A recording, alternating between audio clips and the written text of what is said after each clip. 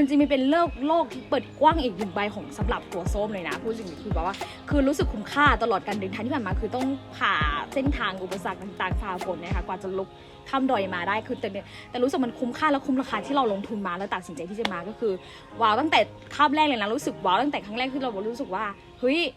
climate changeมันเกิดจากอะไรคำว่าโลกร้อนการเปลี่ยนแปลงของระบบนี่ว่านี่คืออะไรคือเขาอธิบายได้ละเอียดเรารู้ถึงต้นเหตุตั้งแต่เราแค่เราอยู่ในพื้นที่ของเราบางทีเราก็เขาเรียกอะไรการใช้สิ่งของต่างๆหรือว่าผลิตภัณฑ์ต่างมันก็สามารถเกิดให้เป็นมลภาวะได้ความรับผิดชอบไม่ได้เกิดขึ้นแค่คนใดคนหนึ่งแต่มันเป็นความรับผิดชอบของคนทั้งโลกที่ต้องรับผิดชอบร่วมกันแก้ปัญหาร่วมกันแล้ว2ก็คือเราเรียนรู้ถึงเครื่องมือเปรียบเสมือนอาวุธดีกว่าเป็นอาวุธที่ไม่ได้ทำให้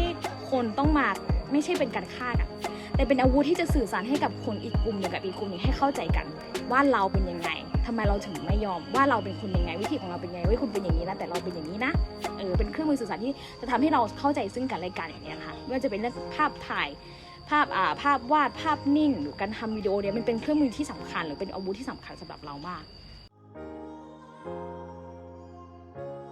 อยากให้การเปลี่ยนแปลงอยากได้ค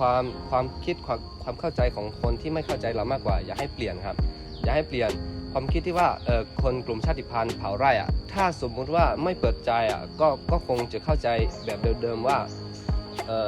คนกลุ่มชาติพันธุ์เนี่ยเผาไร่เผาป่าทำให้เกิดโลกร้อนจริงๆถ้าลองเปิดใจลองไปศึกษาหรือว่าลองหาข้อมูลที่แบบมันเป็นข้อมูลที่มาจากคนในชุมชนหรือว่ากลุ่มคนชาติพันธุ์จริงๆที่เขาสื่อสารออกไปมันอาจจะมีข้อมูลตามสื่อต่างๆอาจจะมีอยู่แต่ว่าถ้าสมมุติว่าเรารับสื่อแต่ฝ่ายใดฝ่ายหนึ่งอย่างทั้งในกระทรวงการศึกษาหรือว่าทั้งของรัฐบาลอะไรแบบนี้มันก็จะได้รับข้อมูลแค่ภาพที่เห็นจากภาพรวมมันไม่ใช่วิถีจริงๆชีวิตจริงๆที่เขาทำกันจริงๆอะไรแบบนี้ครับซึ่งแน่นอนว่าคนที่ออกกฎหมายหรือว่าอะไรพวกนี้คือคนที่อยู่ในเมืองคนที่อยู่ในห้องแอร์ในออฟฟิศอะไรแบบนี้ครับมันไม่ใช่คนที่อยู่ในพื้นที่จริงๆที่ทำไร่หมุนเวียนจริงๆอะไรแบบนี้ก็จะไม่เข้าใจจริงๆว่ามันคือยังไงก็เขาก็นึกภาพออกแล้วก็เขียนตัวหนังสือออกมาแล้วก็สื่อสารออกไปคนที่เสพสื่อก็จะเข้าใจตามสื่อที่เขาได้รับอะไรแบบนี้ครับ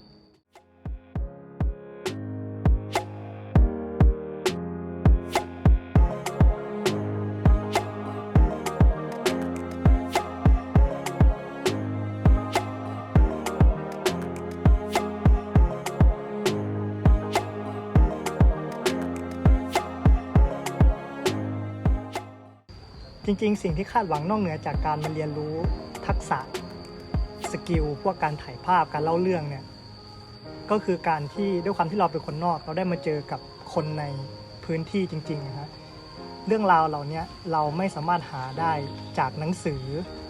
หรือเรื่องเล่าทาง YouTube หรือ Facebook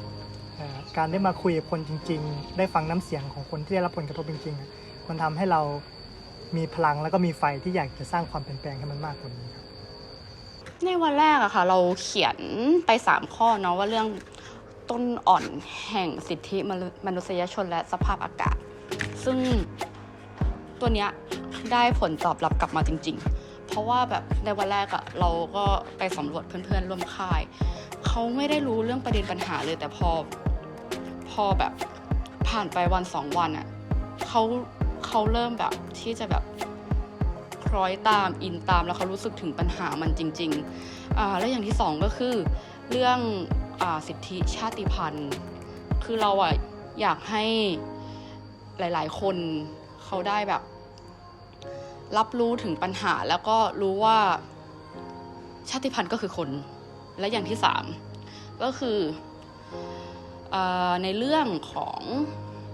การที่แบบพี่น้องชาติพันธุ์หรือพี่น้องชนพื้นเมืองเนี่ยลุกขึ้นมาเรียกร้องสิทธิ์ของตัวเองแล้วเขารู้ว่าตัวเองทำอะไรได้บ้างเพราะแบบหลายๆคนที่เราแบบพบเจอมาก็คือเขาไม่รู้ว่าตัวเองทำอะไรได้เขาไม่กล้าที่จะออกมาเคลื่อนไหวค่ายนี้ทำให้เราเห็นว่าเขามีความกล้ามากขึ้นเพื่อสู้เพื่อพี่น้องตัวเองสู้เพื่อบ้านเกิดของตัวเอง